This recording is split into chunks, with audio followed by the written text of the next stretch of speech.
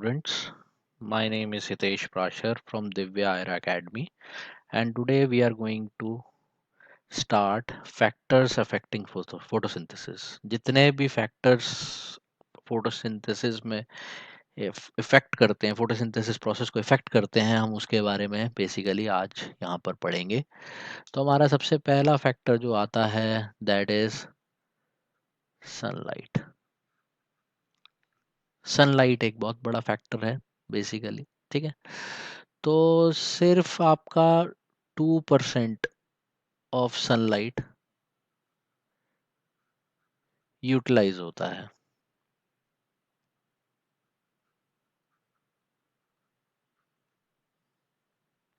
Utilise होता है photosynthesis में,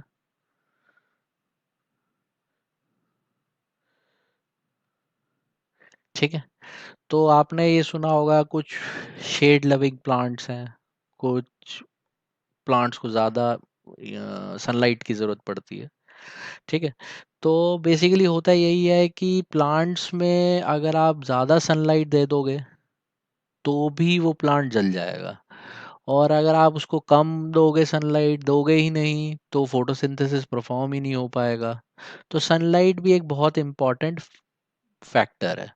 तो ज़्यादा सनलाइट देने से प्लांट जल जाता है, इट विल बर्न आउट। और कम दोगे, कुछ ऐसे प्लांट्स उनको होते हैं जिनको ज़्यादा सनलाइट की ज़रूरत नहीं पड़ती है, और कुछ प्लांट्स ऐसे होते हैं जिनको सनलाइट थोड़ी ज़्यादा चाहिए होती है, तो उसके हिसाब से सनलाइट आपको प्लांट टू प्लांट डिफर करेगी। तो यही फैक्टर है जो यही फैक्टर है जो फोटोसिंथेसिस के ऊपर डिपेंड करता है। सेकंड फैक्टर आता है आपका क्लोरोफिल,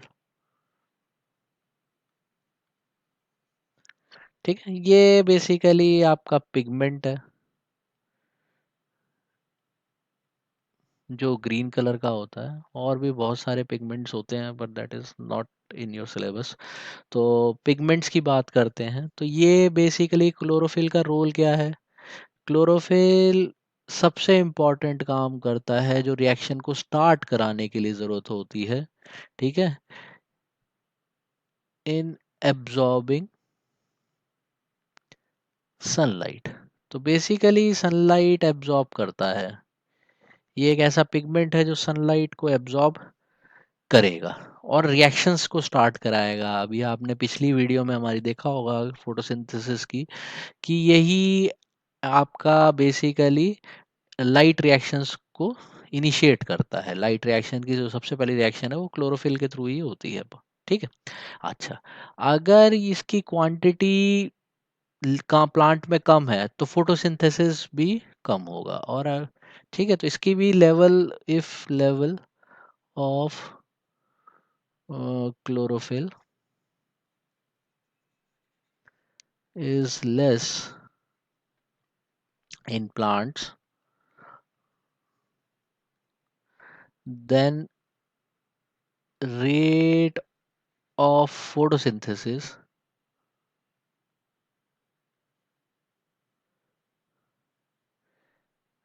is slowed down, ठीक है। थर्ड जो पार्ट आता है, फैक्टर है, which is again very much important, that is carbon dioxide,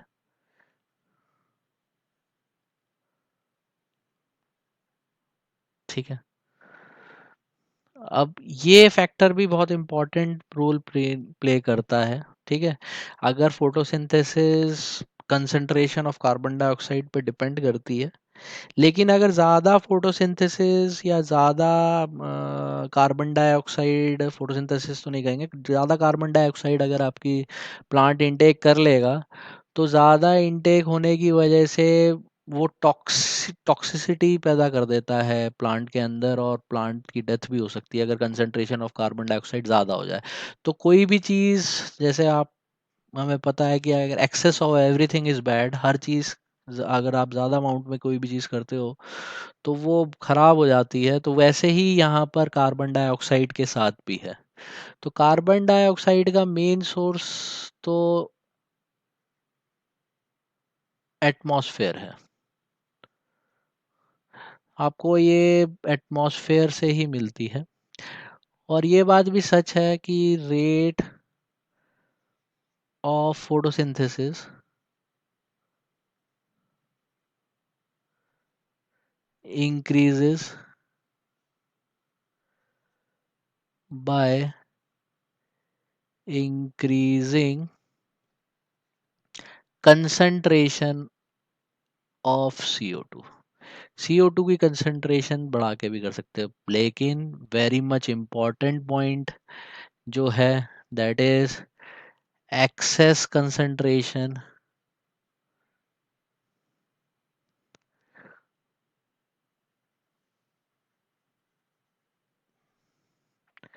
will be toxic for plant. ज़्यादा अमाउंट टॉक्सिक भी हो जाता है प्लांट के लिए। ठीक है। Fourth one comes out to be water. Water H2O। Again इस पे भी वही चीज वेरी मच इम्पोर्टेंट है। अगर वाटर ही नहीं होगा तो आपको पता है कि हाइड्रोलिसिस या फोटोलिसिस नहीं हो पाएगा। तो हम ये कह सकते हैं हाइड्रोलिसिस जो फोटोसिंथेसिस में होता है, photolysis of water is important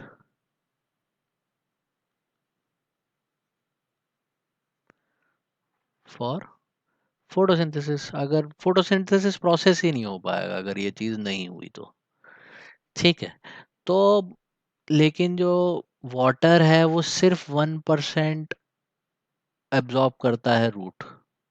water सिर्फ 1% ही एब्जॉर्ब होता है रूट्स के द्वारा।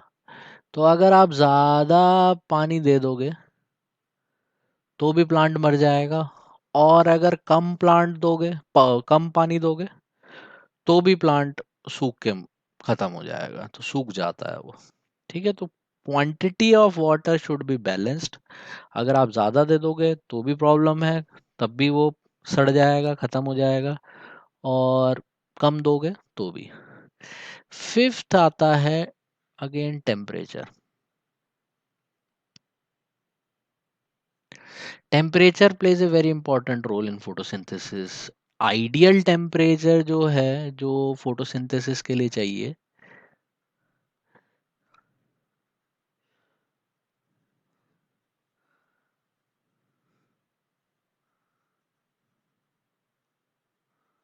That is 25 degree centigrade to 35 degree centigrade. इन दोनों के बीच में ही वेरी करता है।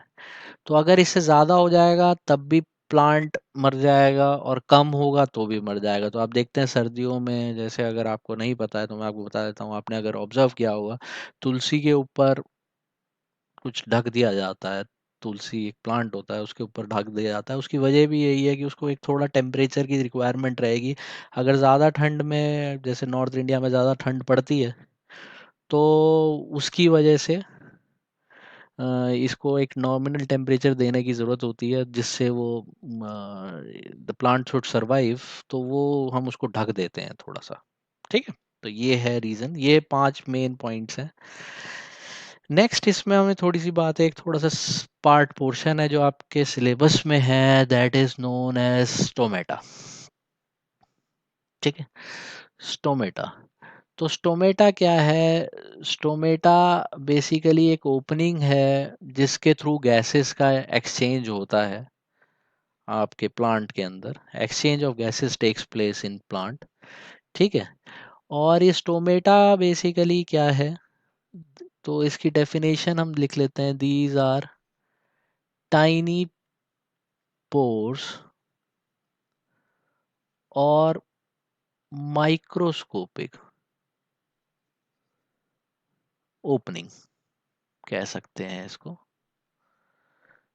गार्डेड बाय टू किडनी और बीन शेप ये मैं अभी आपको दिखा दूंगा। Shape guard gardening guarding cells, इसकी रिक्वायरमेंट, ये बेसिकली स्टोमेटा ये हर प्लांट में प्रेजेंट होता है, और इसी के थ्रू बेसिकली आपका गैस का इनटेक आउटटेक, और एक बहुत इंपॉर्टेंट प्रोसेस होता है which is known as transpiration. तो ट्रांसपिरेशन में आपका वाटर का तो लॉस होता ही है, जो एक्सेसिव वाटर है प्लांट में से वो तो बाहर जाएगा ही जाएगा, साथ साथ जो भी उसका वेस्ट प्रोडक्ट है वो भी बाहर चला जाता है। That is very much important. ठीक है, तो आइए देखते हैं कि स्टोमेटा का diagram. This is the diagram for stomata, right. अब स्टोमेटा में आप समझिए कि हो क्या रहा है, यहाँ पे आपको सारी चीज़ें नज़र आ रही हैं। ये स्टोमेटा ओपनिंग दिखा रहा है, and this is showing stomata closed. ठीक है, तो बेसिकली जनरली स्टोमेटा क्लोज ही रहता है। अब इसमें आप देखोगे जो मेन मेन पार्ट है, this is known as epidermal cell. ठीक है, ये आपके देखिए गार्ड सेल्स हो गए, ये ही बीन शेप स्ट्रक्चर में कन्वर्ट होते हैं। These two are basically bean shape structures. ठीक है, तो यहाँ पे और आपका क्लोरोप्लास्ट भी है और वैक्यूल्स। तो वैक्यूल्स में आपको पता ही है, ये आपने क्लास 9th में पढ़ा होगा कि वेस्ट जितना भी होता है सेल का वो यहाँ पे प्रेजेंट होता है, एक्सेस वाटर भी कह सकते हो आप, वो भी यहाँ पे प्रेजेंट होता है। ठीक है, तो अब क्या होता है, इसकी वर्किंग थोड़ा समझ लेते हैं। होता क्या है, ये स्टोमेटा क्लोज है। अब ये स्टोमेटा क्लोज है तो इसमें धीरे धीरे पानी आता जाएगा। तो जैसे ही ये पानी आता जाएगा ये थोड़ा सा ओपन होना शुरू हो जाएगा, ये थोड़ा भारी होगा, और ये देखिए कर्वेचर ऐसे खुल जाता है। इस ओपनिंग को कहते हैं स्टोमेटल पोर, राइट। और ये वैसे खुल जाता है जैसे ही पानी भारी होगा, ये थोड़ा सा सेल, गार्ड सेल भारी होगा तो ये बेसिकली ऐसे खुल जाएंगे, ओपन हो जाएंगे, और इनके न्यूक्लियस भी प्रेजेंट होंगे बिकॉज सेल है, अपने आप फंक्शनिंग है। तो ये जो न्यूक्लियस के through, basically it is a brain of cell, तो वो इसको फंक्शन करता है एक पर्टिकुलर लेवल पे जाके, जब वाटर इसमें एक्सेस हो जाता है तो ये खुल जाते हैं। तो this is how stomata works, right. अब इसके कुछ फंक्शंस भी हैं, तो फंक्शंस भी लिख लेते हैं।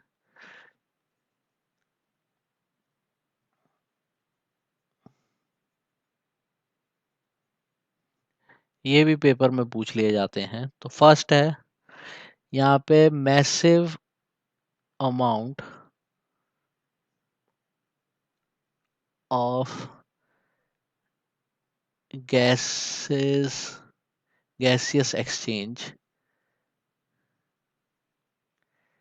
Take place. बहुत तेजी से बेसिकली गैसेस का एक्सचेंज होता है। जैसे कार्बन डाइऑक्साइड की रिक्वायरमेंट है तो वो अंदर जाएगी फोटोसिंथेसिस के लिए, और ऑक्सीजन जो प्रोड्यूस होता है फोटोसिंथेसिस में वो एटमॉस्फेयर में रिलीज होगा, वो यहीं से ही बेसिकली होता है। और मेन फंक्शन जो है वो तो है ही, एक्सचेंज ऑफ गैसेस तो है ही पार्ट, वो भी मेन फंक्शन है। और large amount of excess water is lost through stomata.